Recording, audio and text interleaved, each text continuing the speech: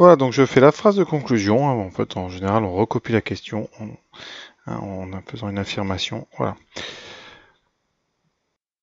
Voilà, maintenant on passe à la partie B. Je vous laisse quelques minutes. Je vous incite à chercher par vous-même. Et je mets le corrigé. Vous mettez pause et moi je mets le corrigé tout de suite. Donc la partie B, donc on vous demande comment encoder le mot maths. Donc j'écris toutes les lettres du mot maths. Je vais les décoder en jaune dans le tableau, ce qui me donne les valeurs de x, 12, 0, 19, 7 et 18. Pour chacune, je calcule l'image, c'est-à-dire 15x plus 7, que j'ai inscrit dans la colonne ici, 187, 7, voilà.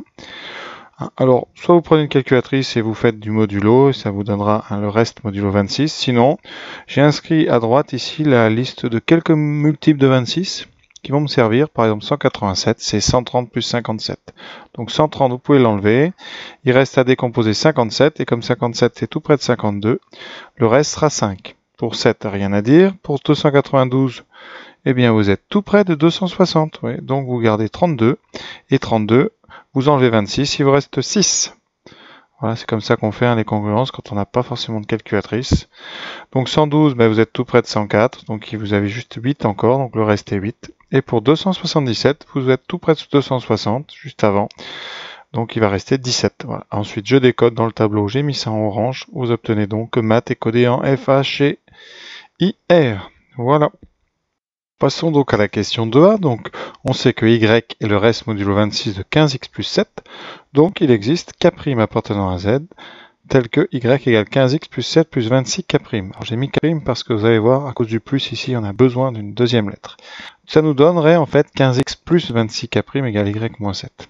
Petit problème dans la question, il y a moins 26.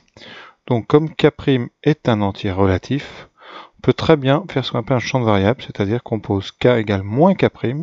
K sera toujours un entier relatif, il sera du signe opposé de k', c'est tout. Et quand vous remplacez k' par moins k, eh bien, vous obtenez donc exactement 15x moins 26k égale y moins 7. Voilà. Alors, pour éviter ce petit souci, il y a une petite astuce, c'est qu'au lieu de partir, donc vous partez de y égale 15x plus 7 modulo 26, mais vous le traduisez, vous écrivez plutôt 15x plus 7 égale y. Et donc, en utilisant la définition du modulo 26, vous trouvez qu'il existe k appartenant à z, que 15x plus 7 égale y plus 26k. Et là, vous avez évité le problème, le moins est apparu tout de suite, et c'est réglé. Voilà, on nous demande d'en déduire que x vaut 7y plus 3 modulo 26. Et on part de la question d'avant, puisque c'est en déduire. Donc on vient de nous demander de démontrer que 15x moins 26k égale y moins 7. Or, y, on nous demande de montrer que x égale 7y plus 3. Et là, vous avez un 7 devant les y qui n'y est pas dans notre départ. Donc l'idée, ça va être de multiplier cette égalité par 7. Voilà, alors on le fait. Voilà. Et on regarde combien fait 7 fois 15. Et 7 fois 15 fait 105, qui modulo 26 vaut 1.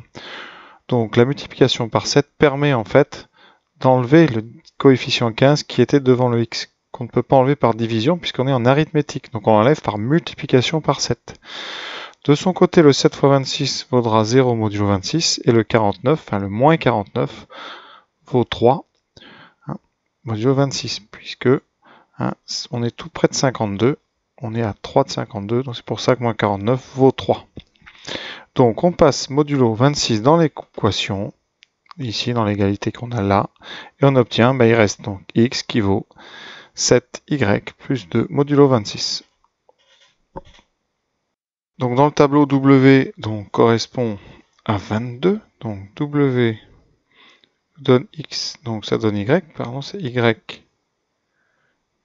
22. On calcule 7y plus 3. Donc on calcule 7 fois 22 plus 3. Donc ça donne 154 plus 3, 157. On sait qu'on est tout près, donc on est à tout près de 130. On est à 27. Donc 157 égale 27 modulo 26. Donc égale à 1 modulo 26. On regarde dans le tableau, c'est la lettre B. Donc W correspond à B. Et on va faire pareil pour H et L. Donc on fait pour H. H correspond à 7, Y égale 7. Ensuite on fait 7 fois 7 plus 3. Donc 49 et 3, 52. 52 c'est 2 fois 26. Donc ça correspond à 0. Modulo 25, d'accord. Et ça, c'est la lettre A. Il reste le L. Le L, c'est 11, donc Y vaut 11. On fait 7 fois 11 plus 3, donc 77 plus 3, qui nous donne 80. Alors on a un multiple qui est tout près, c'est 78. Donc 78, ça fait 0. 80 fait donc 2. Modulo 26. La lettre qui correspond à C. Et on trouve le mot bac. En général, quand on trouve un mot comme ça qu'on reconnaît, qui correspond à la situation, c'est maths ou bac, ou voilà, on est quasiment sûr d'avoir juste.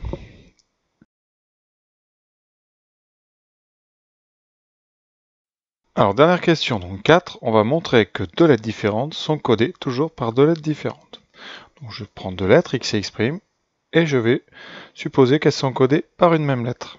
Ça impliquerait que 15x plus 7 est égal à 15x' plus 7 modulo 26, et donc, en passant à gauche par soustraction, j'obtiens une égalité du type 15 fois x moins x' égale 0, modulo 26. Je traduis la congruence, ça veut dire qu'il existe un entier relatif, k, tel que 15 fois x moins x' vaut 26k. Alors là, c'est un vrai égal ici. Conséquence, on va pouvoir utiliser Gauss. 15 et 26 sont premiers entre eux, 26 divise 15 fois x moins x', et donc 26 divise x moins x'. Ça veut dire, maintenant, qu'en traduisant cette divisibilité, qu'on peut trouver un entier, alors on va l'appeler k', puisque k a déjà été utilisé, il existe k' entier relatif, tel que x moins x' est égal à 26k'. Donc tout simplement, x moins x' est un multiple de 26.